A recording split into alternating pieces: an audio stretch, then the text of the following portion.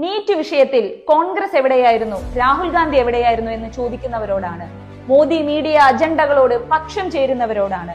ഡൽഹി ഒരു സമരക്കളമാകുന്നതിന് എത്രയോ നാളുകൾക്ക് മുൻപ് കോൺഗ്രസും രാഹുൽ ഗാന്ധിയും പോഷക സംഘടനകളും ഇതേ വിഷയം ഉന്നയിച്ച് സമരരംഗത്തായിരുന്നു. നീറ്റ് പരീക്ഷ റദ്ദാക്കിയ ഉടനെ നീറ്റ് ഈസ് നോട്ട് നീറ്റ് എന്ന മുദ്രാവാക്യം ഉയർത്തി ഇന്ത്യയിൽ ആദ്യമായി തെരുവിലിറങ്ങിയ സംഘടനയുടെ പേര് NSUI എന്നാണ്. 2026 മെയ് 16 NSUI NTA ആസ്ഥാനത്ത് ഉപരോധം നടത്തി. യൂത്ത് കോൺഗ്രസ് സംസ്ഥാന അധ്യക്ഷന്റെ നേതൃത്വത്തിൽ ഡൽഹി തീൻമൂർത്തി സർക്കിളിൽ നിന്ന് കേന്ദ്ര വിദ്യാഭ്യാസ മന്ത്രി ധർമ്മേന്ദ്ര പ്രധാന്റെ വസതിയിലേക്ക് ശക്തമായ മാർച്ച് നടത്തി.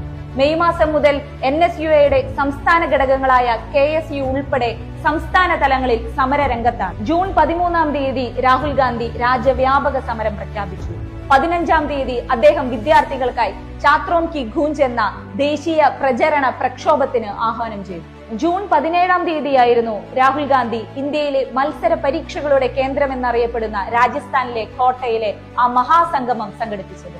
ജൂലൈ 17 ഡെറാഡൂവിൽ വെച്ച് നടത്തിയ മഹാസംഗമത്തിൽ ഈ രാജ്യത്ത് കഴിഞ്ഞ 10 വർഷക്കാലം നടന്ന പരീക്ഷ ക്രമക്കേടുകൾ തെളിവ് സഹിതം അദ്ദേഹം പുറത്തുവിട്ടു. കേരളം ഉൾപ്പെടെ ഇന്ത്യയിലെ എല്ലാ സംസ്ഥാനങ്ങളിലും മുതിർന്ന നേതാക്കന്മാരും എഡ്യൂക്കേഷണൽ സ്പെഷ്യലിസ്റ്റുകളും ചേർന്ന് പത്രസമ്മേളനങ്ങൾ നടത്തി.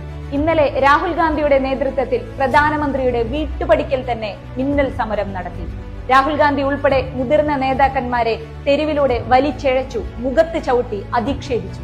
CJPയുടെ ആദ്യ തെരുവ് സമരം ആരംഭിക്കുന്നത് ജൂൺ 6 അഭിജിത് ദീപ്കെ അമേരിക്കയിൽ നിന്ന് ഡൽഹിയിൽ എത്തിയതിനു ശേഷമാണ്. ജൂൺ 28 സോനം വാങ്ചുക് നിരാഹാര സമരം ആരംഭിക്കുന്നത്.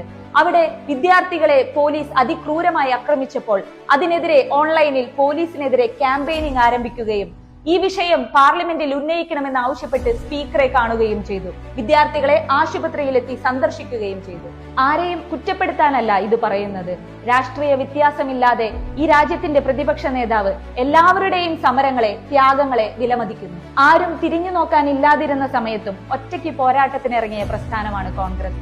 ഇന്ന് ഇന്ത്യയൊട്ടാകെ ഒന്നിച്ചു നിൽക്കുമെങ്കിൽ അതിൽ ഏറ്റവും സന്തോഷിക്കുന്നത് കോൺഗ്രസും രാഹുൽ ഗാന്ധിയും തന്നെയാണ്. ഈ പോരാട്ടത്തിൽ നമ്മൾ പിന്നോട്ടല്ല, ഒന്നിച്ച് മുന്നോട്ടാണ്.